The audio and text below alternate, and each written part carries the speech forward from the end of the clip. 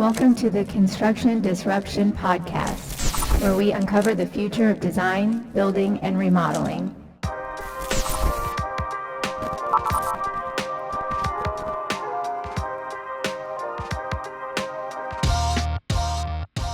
I'm Todd Miller of Isaiah Industries, manufacturer of specialty metal roofing and other building materials. And today my co-host on the show is Ryan Bell. How you doing, Ryan? Hey, Todd, I'm doing great. How are you? I'm doing well also.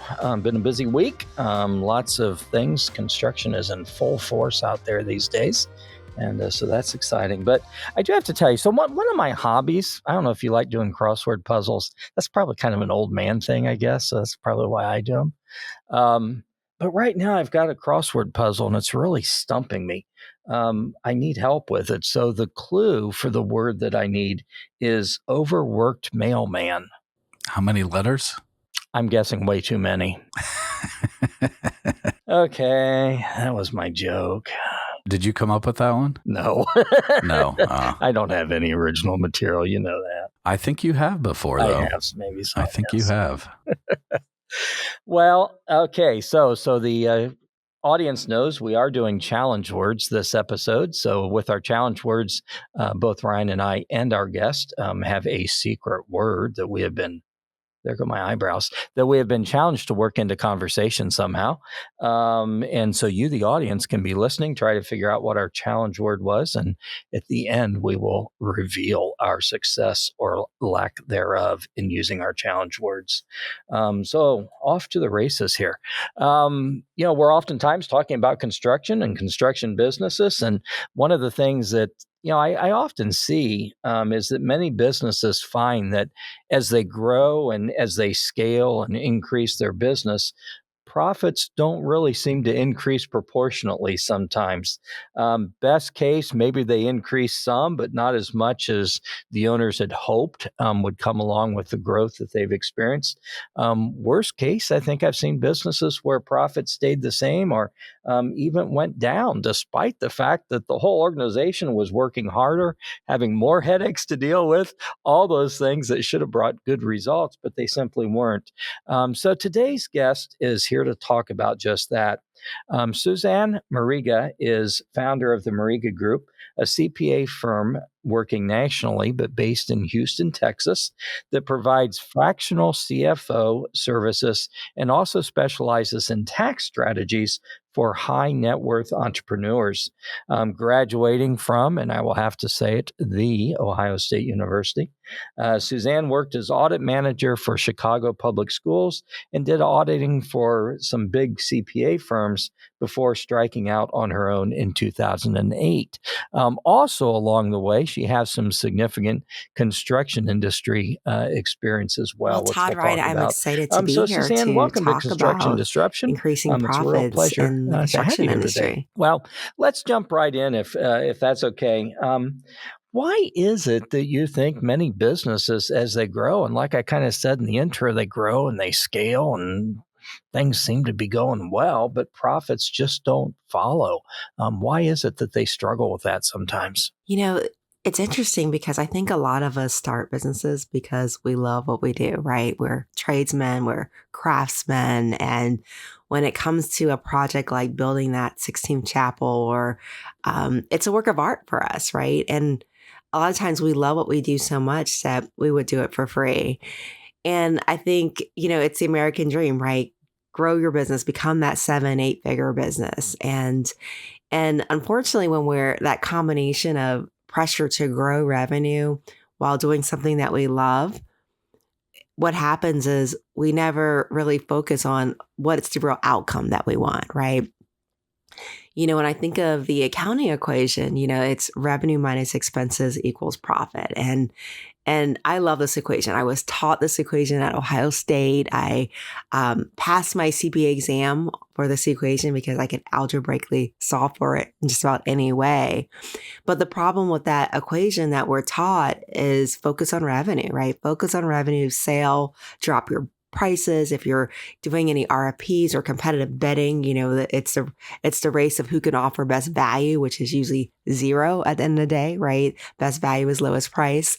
Be a good steward to our community, pay our expenses, pay them on time, manage our debt.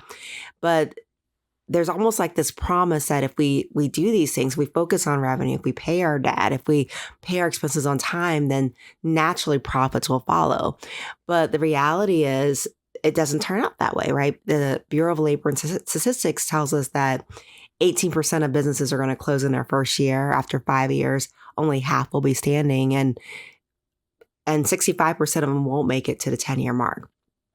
And so really it's important. What we found is that we have to take an intentional approach to profit. We have to make profit intentional. And we do this with our clients by using something called the Profit First method. And Profit First was developed by author Mike Michalowicz. And literally what it does is it teaches business owners to take their profit first. And we don't just do it in theory through an accounting equation, but we actually do it through physics. We create bank accounts, kind of like Dave Ramsey's envelope system. Yeah. We don't want business owners keeping envelopes, but we do it through bank accounts. And literally what our business owners do is they create 5 bank accounts. They have one bank account where all the income is coming into this bank account, all the revenue, all the collections are being deposited into this one bank account.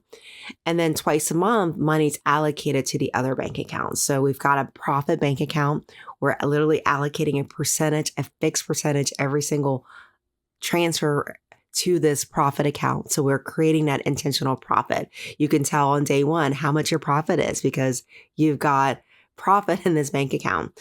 We're also transferring money to an owner's pay account because a lot of times I ask my business owners, who's your most valued player? Who's your MVP? You know, especially with us being Buckeyes, we're used to talks about MVPs. And we're going to say, oh, it's Mike, it's Susie, it's Todd, right? And Todd is pretty awesome here.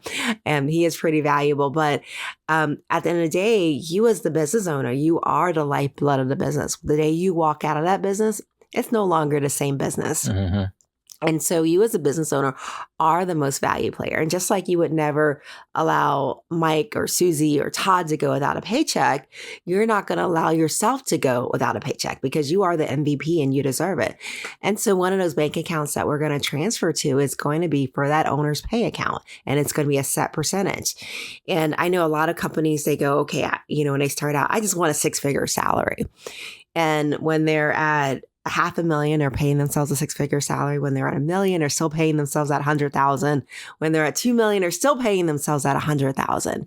But in Profit First, we're going to allow you to be rewarded based upon the growth of your company. So as revenue is growing, your salary is going to be increasing because it's always going to be a percentage of your revenue. The next account that we're going to set aside is going to be your tax account.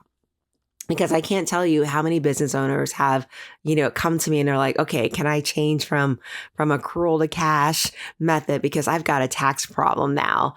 And we don't want any business owner being in a tax problem, meaning wondering, how am I going to pay last year's taxes with this year's money? And so instead, what we're going to do is we're going to create a bank account and we're going to transfer a set percentage of your collections into that tax account. So that at the end of the year, you're not worried about how am I going to pay for my taxes? I've already been reserving this money in my tax account and it's available now. Now, granted, I'm going to use some strong tax strategy. I'm going to be working with my accountant to make sure that I minimize taxes as much as I can. But I'm going to set it aside so that it's there available for me. And then that last account that I'm going to set aside is going to be my operating expense account. So this is the account that I'm going to go, okay, can I afford to expand into that bigger office space? Can I afford to bring in that executive assistant to help me out? Can I afford to buy those new computers, right? Because there's a new technology coming out. And what's happening is we're working with something called Parkinson's Law. And what happens in Parkinson's Law is, I'm going to give it to you this way. We have guys on this podcast, so I'm going to talk in terms of buffets today. I won't pass that up. Let's say I'm going on my Caribbean vacation, right? And it's all inclusive and it's got salad bar, fruits, all kinds of skewered meats, right? And unlimited plate options. On my Caribbean vacation, I am going to eat like I never ate before, right? And I'm going to start with a salad bar. I'm going to go into a main course. I'm probably going to have a few of these desserts, right? And I'm going to eat a lot differently because my options are unlimited. Now, I'm going to come back to the States and I'm going to have a hors d'oeuvre event. And I'm going to maybe be pitching for some government contracts. And I've got to wear my tight suit, and I am going to only get these 5-inch plates, right? Because we're at an hors d'oeuvre event, and everything's skewered it's on a skewer. So it's ration. A server is serving me. It's not like I can take some of that good stuff and heap it on my plate. I'm very limited in terms of what I can eat.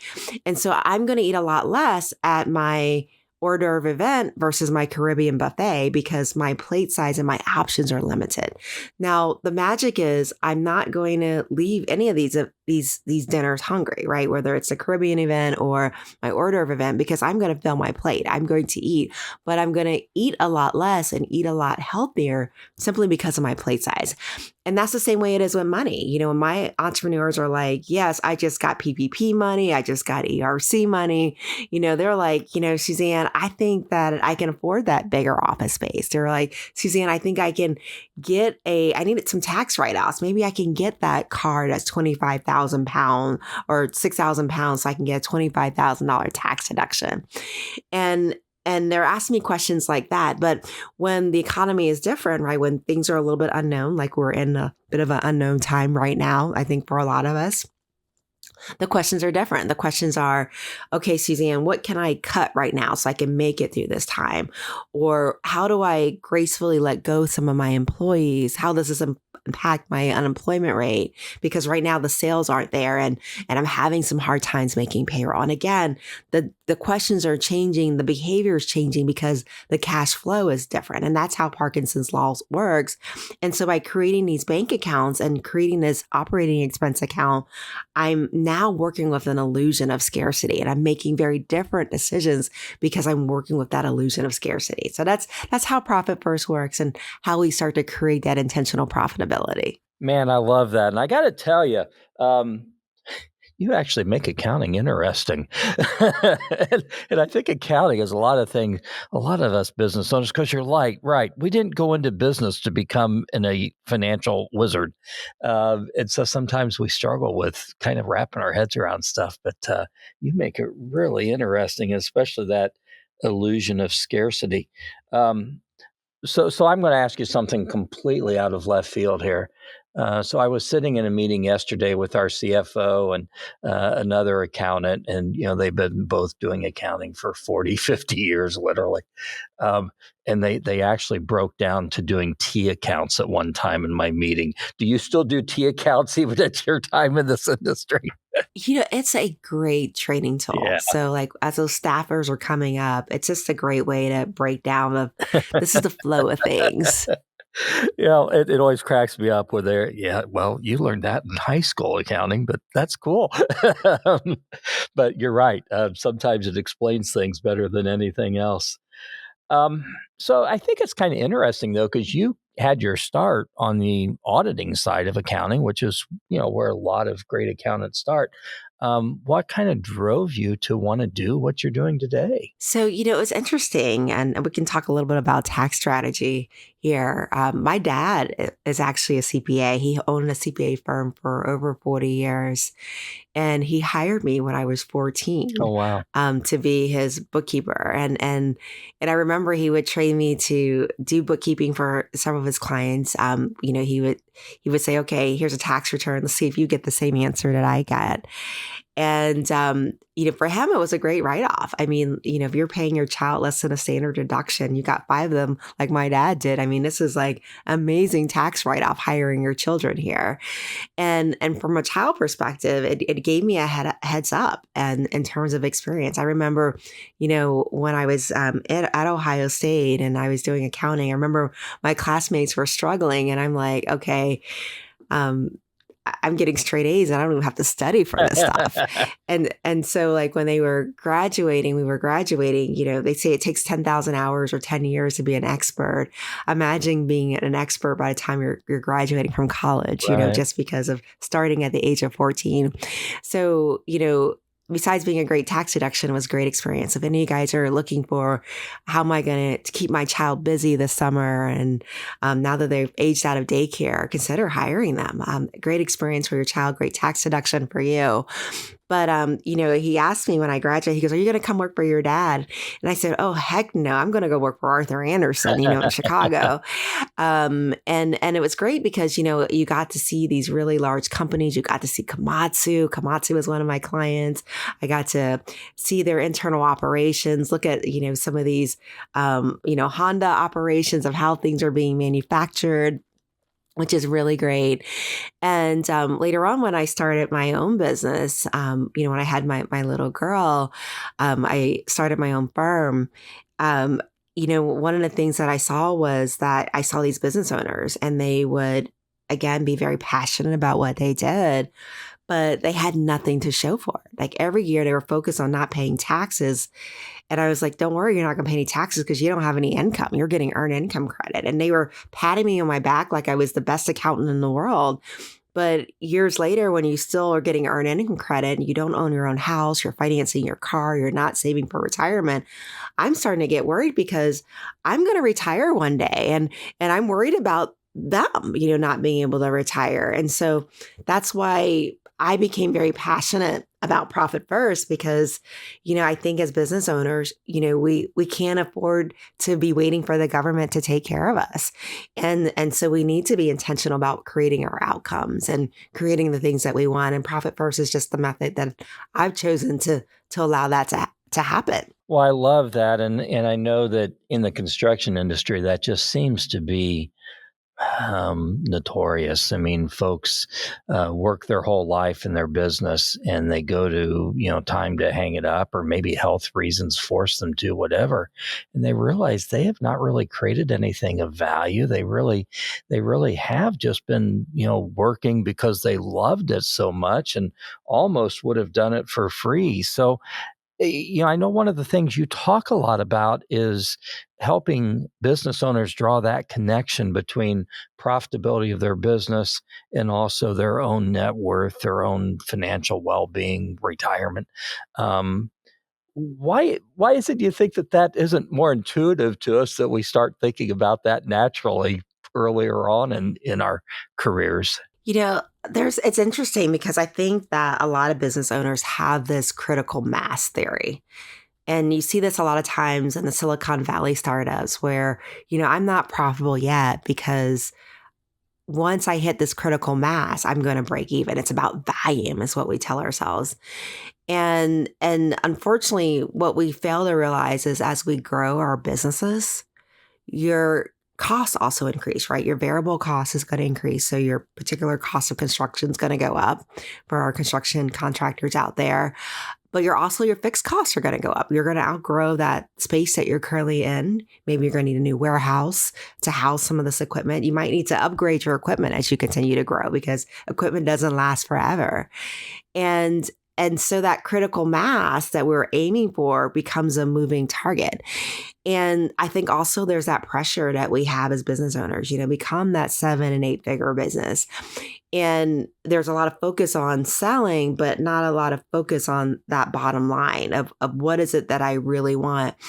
And that's why it's important that I would advise any business owner to sit down. The earlier you do this, the better. What is it that I really want this business to accomplish for me? Is it being able to take vacations every year? Is it being able to have more free time? Is it being able to produce a certain amount of income so that I can take care of my family and retire? And then you can align that strategy of your business with those goals and those outcomes because, there's something called Pareto principle when we get into Profit First. That's that 80-20 rule, right? Where 20% of your clients are producing 80% of your bottom line. If you're going after the low hanging fruit and it's producing just 20% of your bottom line versus occasionally getting these bigger clients that are producing the bigger margins, right? You're losing out on your opportunity to reach your goals. So figuring out early on that job costing is very important in construction.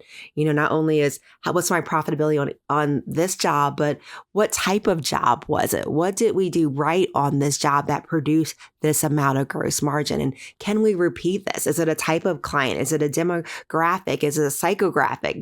What do I need to do to increase that profit and repeat those results?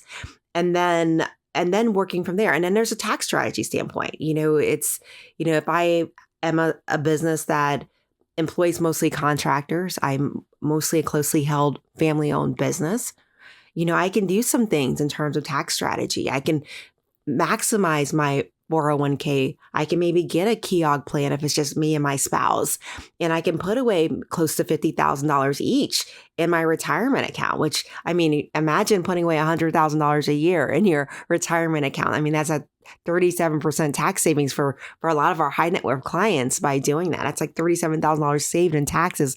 Plus you're getting an expense write-off, but you're just passing the money from your right hand to your left, right? And saving for future Todd one day. And so, being able to go back and go, what are my real goals? What are the things that I really want? And then creating a strategy based upon the things that you really want is the missing link, I think, in terms of a lot of companies that are out there. What you talked about earlier was, a lot of times in business, we just get focused on doing the job, doing what we love.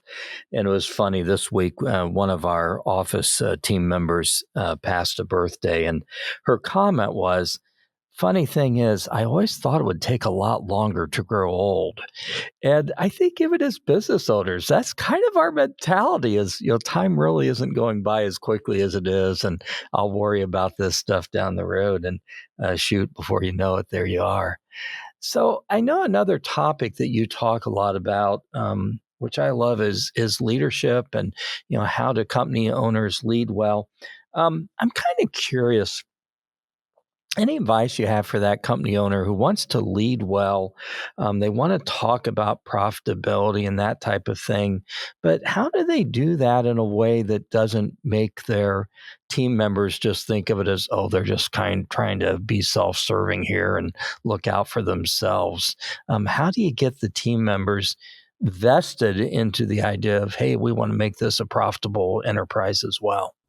There are multiple ways to do this, Todd. Some of the ways that I've seen companies do this and leaders do this is aligning compensation with performance. And, it's interesting because you're like, okay, this is an obvious thing. It's something that we all should be doing. But you'd be surprised how many business owners that I meet that when I ask them, how do you determine raises? They go, oh, somebody asked for one. Or because, it's just something we annually do. We just do that 5% raise every year. But there's no math behind it. There's no process behind it. There's no feedback behind it. And so what happens is, they're not getting the outcome that they want, which is greater efficiencies, an all-in attitude, improvement amongst their team, continuous improvement. They're not getting anything they want because their raises are not tied to any type of performance metric. And so one of the biggest things I would say is, be upfront with your employees. This is my expectations of you. This is what winning looks like in your particular job. And this is where you're falling short. And if you want to get that maximum raise, our system, we have six ratings that you can possibly get. If you're a 1, we're probably coaching you out. If you're a 6, you're probably up for promotion. That means you're pretty close to perfect. And our raises range from 1 to 6%. And if you're 6, you're getting that 6% or you're getting promoted to the next level. If you're 1, you're probably getting coached out. And so really aligning that performance with your raises is extremely important, and doing it in a very numerical way that's very transparent for the team member that's being evaluated, as well for the business owner is extremely important. So those crucial conversations is extremely important.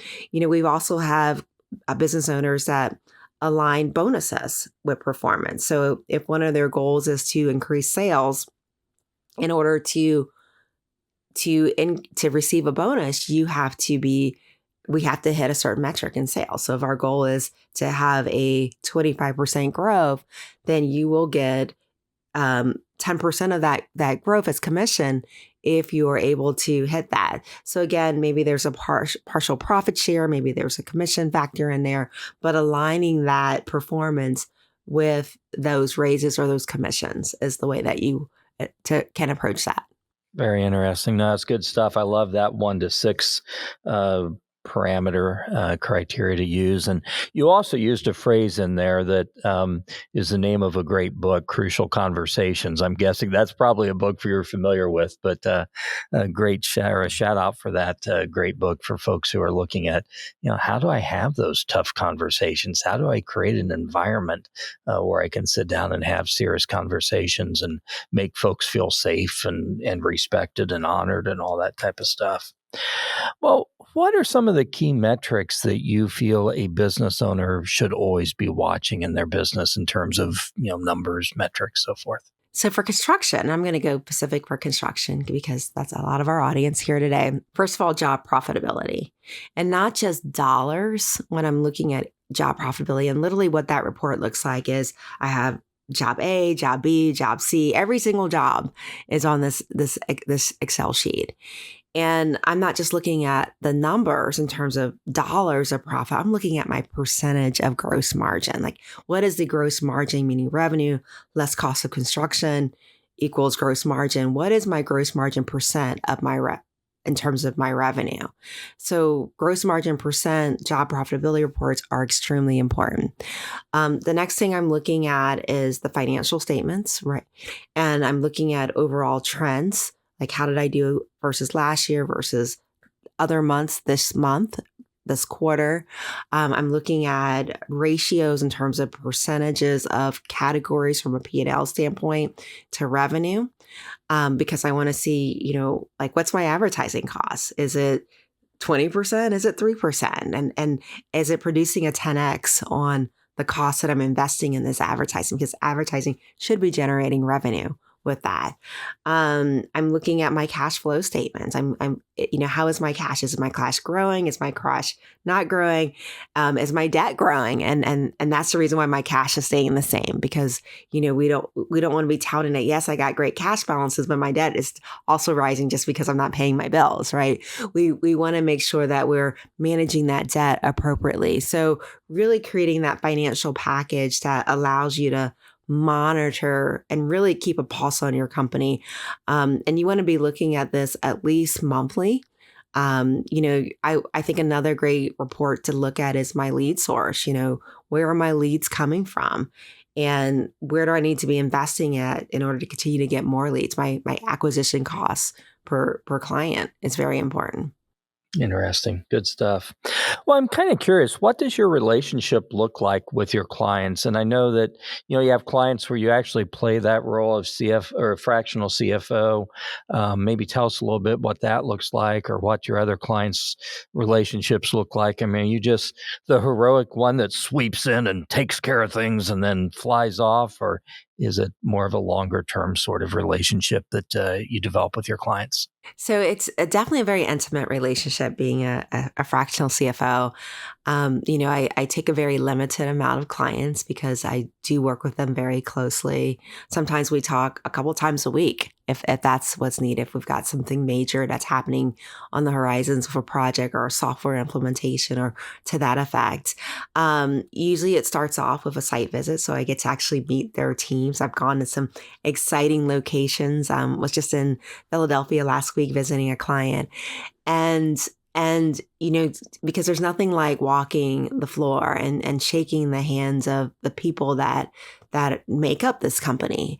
And not only that, but you get to observe their process. You actually get to sit down and go, okay, this is how you do things, because you'd be surprised when you ask the question, how is something done versus how it actually is done?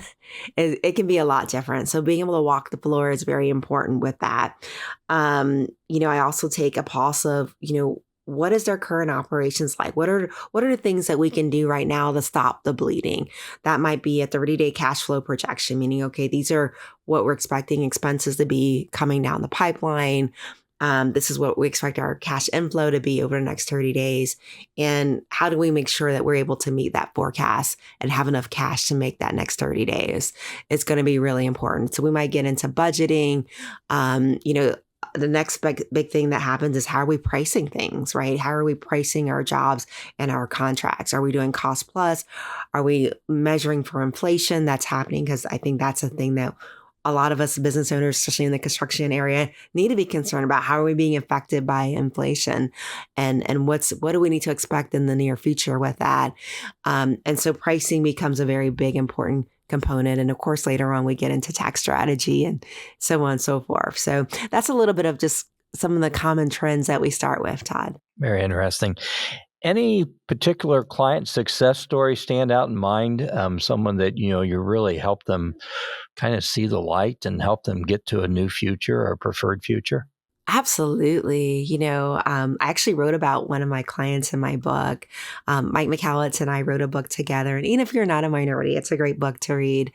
I do talk a little bit about construction in that book, but it's Profit First for Minority Business Enterprises. Okay. And, it goes heavy in tax strategy. But I talk about some of my favorite clients. I talk about Jane and Ed. And when they started their business, they were just excited because they were starting a business, and Jane actually, it's a wig manufacturing company. And, Jane started her business because she was experiencing alopecia. She was losing her hair, and she had watched YouTube videos on how to create one for her personally. And at the time she was working in a shoe store, and one of her clients came in and saw the wig on Jane's head and was like, I want that wig. I'll pay for that wig. I'll pay you $1,000 for that wig. And her client was going through cancer treatment at the time. So her client was losing her hair. And for her client, that meant that, she would have a sense of pride, and being able to, be a woman that once had a flowing glory. She would be able to have that for a moment just by having this wig. And Jane realized it was a business, but like many business owners, Jane just loved helping clients. She loved helping people look their best and feel beautiful. And what she realized was, like a lot of business owners, they worked really hard, but they didn't have anything to show for it. And so I got the privilege of working with Jane and Ed. I got to help them with their pricing. I got to help them with their procurement. I got to help them with their advertising. And, they ended up becoming the first millionaires in their family, because they literally said, okay, we want to continue to help people, but we also want to balance that too with their personal goals of being able to create generational wealth. And so Profit First is an amazing process. It's has amazing results. They were able to buy their own building and do great things because of implementing a system that created intentional profitability. Wow. And who knows, Ryan and I both being follically challenged, maybe we need an introduction to Jane and Ed. I don't know. Tell us a little bit about some of the qualities you like to see in the leaders of a business. And, do those qualities have to just come from the owner, or how do they inspire those into more some of their key leaders and mid-level leaders as well? Well, Todd, I think that the owner sets the pulse for the company. Mm-hmm. I think as leaders, we cannot expect our team members to become what we are not willing to do ourselves, right? So I'm a big fan of that servant leadership from that perspective. There's just a different level of respect when they know that you're willing to do it. I think about those war movies, and we've all watched those war movies where they're charging the enemy line. And it's interesting because you don't see the leader on the back on the cell phone talking. Oh no, he's out in the front. He's charging with his men, right? Because if they're about to lose their lives, he's going to be equal in that pursuit and what he's willing to give. And so it's about charging that front line, just like a war movie. And, I think with a leader, I think one of the biggest things is being courageous, right? Being courageous and being bold to do the right thing. Whether that's, we talked about those crucial conversations when things are happening that are not in line with the mission of the company and the values of the company, being able to have that gumption that I'm not going to allow this. I'm going to actually approach this. I'm not going to allow mediocre to be okay. Because when we allow mediocre to be okay, that doesn't just affect our morale, but that affects our profits also, right? When we allow mediocre, because we don't allow people to rise to be their best. So I think the most important thing is being courageous is extremely important. I think the next thing that's important for a leader, especially if you're a scaling business, because every business is different, is taking a standpoint of, I'm not going to be able to solve all the problems myself. And at some point, it becomes not just about the how, but the who. The who am I going to have around me that's going to help me solve these problems? And being able to identify that right person to be able to step into that role, especially if you're running that 7, 8, 9-figure business, that who becomes more important than the how in many cases. And being able to understand that person's ideas and really rally behind their support. So I would say the first two is being courageous and not being afraid to realize that I'm not going to be the one that solves all my problems. Oh, that's good advice. That's great stuff. Any challenges? You mentioned inflation earlier. Any challenges that you're seeing on the horizon for business owners? I think that the biggest challenge that I'm seeing right now is that we are, and it's been happening for a while, but we're navigating an unknown time, meaning that, the stock market is all-time high, but reality is it's in flux, right? It's in flux. You're hearing comments that it's artificially high, but maybe it might not be, right? And so I think that it's important to take a stance in your business that you're profitable no matter what your revenue is. And that's so not just having a budget, but having a process that allows you to be profitable no matter what that revenue is. And so we talked about profit first. We talked about setting aside percentages going to profit, percentages going to owner's pay, percentage of going to tax. And so first of all, whether you're 8 figures in revenue or 7, you're still going to be profitable, right? Because you've got a process in place to intentionally make that happen. I also think it's important to be conservative about your expenses now. So create that budget and adhere to that budget. Avoid those long-term commitments, those 5-year leases, those 5-year copier leases. Avoid those because you want to remain flexible. For example, if the market changes, real estate may become a bargain and you want to have cash flow to be able to buy those things. And so staying nimble is extremely important right now to be able to take advantage of those opportunities. I like that, staying a little bit cautious and conservative and being nimble in that process. Good stuff. Your own business. I'm kind of curious. What do you enjoy about what you're doing? And do you have any particular goals for the future of your own business? So I love what I do. I love helping clients achieve their goals.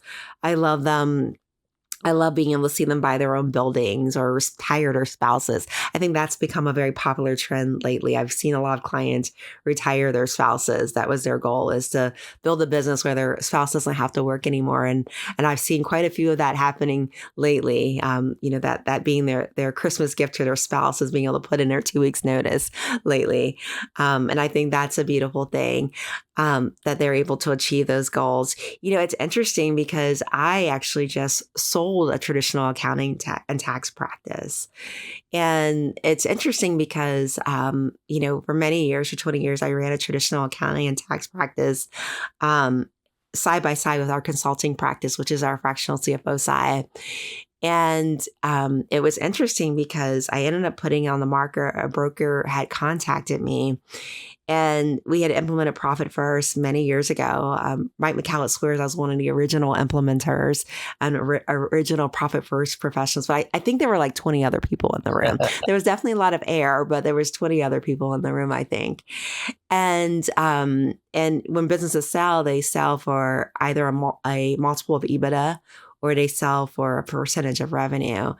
And I did not expect this, but we put our business on the market with a broker, and within 4 weeks, or actually within 2 weeks, we had four offers. Wow. And our broker was like, that doesn't happen. That Right. doesn't, you realize just what happened. You just got into a bidding war because of your practice being so profitable. And it really was profit first. It was being intentional about how we created a business. It was intentional about the clients we chose to serve, intentional about Pareto principle. And it paid off. It allowed me technically to retire at the age of 46 and just work with a very select few of fractional CFO clients. Wow, that's awesome. And yeah, practice what you preach. And yeah, that's good stuff. Good stuff. Thank you. Well, Susanne, thank you so much. Like I said, you make accounting interesting. I really enjoyed this, and you've got such a great way of explaining things and kind of painting pictures with your words. So I love it. Well, we are close to wrapping up what we call the business end of things. Is there anything we haven't covered yet that you wanted to be sure to share with our audience? You guys have been amazing hosts. The only tad bit of advice I would leave people with is, Simon Sinek, start with why. Start with why. What was important to you when you started this business, and get back to your why. I love it. Simon Sinek has some great stuff. We're often watching his videos and referring folks to them. Very good. Well, before we close out, I have to ask you if you're willing to participate in something we call rapid fire questions. So these are 7 questions. You have no idea what we're going to ask. All you have to do is give your quick answer. No one has ever refused us before. So are you up to the challenge of rapid fire? Let's do it. I'm scared, but let's do it. They are painless, I promise. Ryan, you want to start off with the first question? Yes, I would love to. Have you purchased a new product or service in recent memory that has been a real game changer for you? Yes. That would be my SnapScan, Fujitsu SnapScan scanner. That thing can just audit-proof your business and keep all your receipts going. I'm sorry, I'm an accounting geek. I've heard about those before, and that they're pretty incredible, worth every penny. It's funny. I had bought one of their very early ones. In fact, I bought a couple of them, one for home and one for work. And over the years, I've got away from using them because it seemed like their technology was just kind of replaced by the office copier and scanner. But I need to look at what they can do today. That's cool. Well, question number 2. What would the first grade you have said that she wanted to be when she grew up? She said she wanted to be a doctor. Doctor, okay. Poor baby. She didn't know that she hated the sight of blood. That can make that kind of hard. Well, you've kind of become a doctor, though. You're a doctor for businesses. So look at it that way. Thank you, Todd. You're kind. Question number 3. Do you prefer the top or bottom half of a bagel? The top. I like the top. Yeah, that's usually where the good stuff is. The bottom has a weird texture. I'm with you. Question number 4. What would you like to be remembered for at the end of your days? I hope I changed your life. Cool. For the better. I can tell that you're doing that. That's good stuff. Question number 5. You're trying to survive a zombie apocalypse. What one person do you want to have on your team? I would say my husband, and he's a pretty sharp guy. He can handle a zombie with a broom. With a broom. Good stuff. Question number 6. If you could instantly master one new skill, what skill would you like to master? That's a good one. Oh, wow. You stumped me on this one. I would like to do magic. Oh, I would like to be a magician. I can make anything. We've never had that answer before. That's a good answer. I like that. I do too. Very good. Last question. What's your favorite weekend activity? Oh, I'm all girl on this one. Going away to a spa retreat. My wife would be there with you. Sounds good. Well, very good. Well, Susanne, thank you again so much. This has been a pleasure. It's been a great deal of fun and very informative. For folks that want to get in touch with you, or if you want to give a shout out to your book, anything you want to give a shout out to, go ahead and do that. And we'll put that information in the show notes as well. Thank you. If anyone's interested in reading our book, you can order anywhere that books are sold, Amazon, Barnes & Nobles. It's Profit First for Minority Business Enterprises. You do not have to be a minority to read it. In fact, I've had many non-minorities write me and go, oh my gosh, I love this book. Check this book out. It is a great book. And we talk about RFPs, we talk about bidding, we talk about pricing. Definitely check the book out. Very good. Very good. Well, thank you so much. And I know that I found you on LinkedIn also, so you can find Susanne on LinkedIn as well. It's a pretty easy way to connect with her too. So this has been very good. So our challenge words, Susanne, I know that you got yours in. Yours was? Caribbean. Yeah, you worked in a couple times there. Ryan, did you get yours in? I didn't let you talk. Well, it's okay. I just kind of chalked it up to I'm not getting it in. I'm going to lose this one for the first time, I think. As soon as we started, I forgot to lock my dog up, and my dog started barking like crazy, and I had to mute my mic, and I was trying to text people like, who's home? Can you lock the dog up? And I was totally distracted. I was listening, so I apologize for not being a bigger part of the conversation, but I failed. My word was fire starter, and I'm like, can I just call my dog a fire starter? Like, there you go. I don't know, but I'm like, I'm just going to lose this one. And I accepted it. I thought you were saving it for when you asked Susanne what her favorite weekend activity, and it'd be like, do you enjoy getting the grill out and the fire starter and starting that up? You had the perfect place to use it there. I didn't think that. I did look at the rapid fire questions and was trying to figure out how I was going to work it in. And I'm like, maybe it's been a short but long week, and I gave up. I gave up too early. That was your first time ever to not get it in, so it was. Okay. It's okay. It was. And it's probably going to bother me all weekend. Well, we can always edit it in somehow. Oh, I totally could do that. So my word was heroic, which I squeezed in there as well.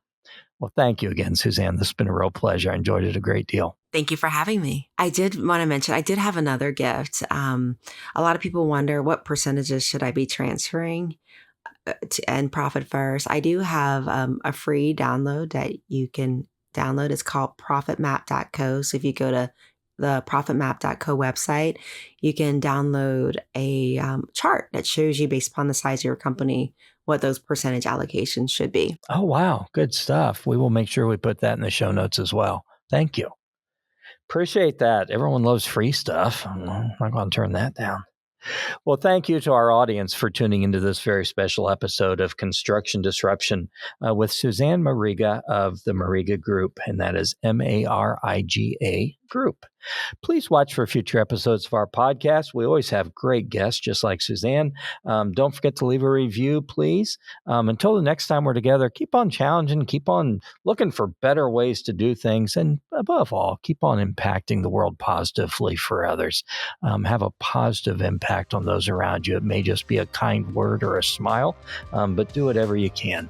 So God bless and take care. This is Isaiah Industries signing off. Until the next episode of Construction Disruption. This podcast is produced by Isaiah Industries, manufacturer of specialty metal roofing and other building products.